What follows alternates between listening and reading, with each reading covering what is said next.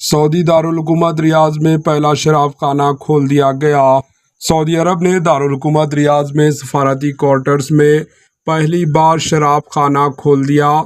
Reports के मुताबिक Saudi हुकूमत सरकारी तौर पर दारुल हुकूमत में शराब खाना खोलने की तस्दीक नहीं की, ताहम सफारतकारियों की खुसूसी ऐप के ज़रिए इजाज़तनामा हासिल करना होगा। रिपोर्ट्स में कहा गया है कि किसी भी मेहमान या 21 से कम उम्र फ़र्द को स्टोर में जाने की इजाज़त नहीं होगी, जबकि दुकान में फ़ोटोग्राफ़ी और मोबाइल फ़ोन का इस्तेमाल पर भी पाबंदी होगी।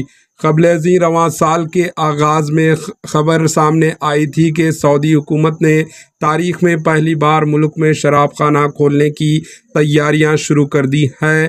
अपनी रिपोर्ट में दावा किया था कि दारुल हुकूमत रियाज में मुल्क का पहला अल्कोहल स्टोर खुसूसी तौर पर गैर मुस्लिम सफारतकारों के लिए खोला जाएगा।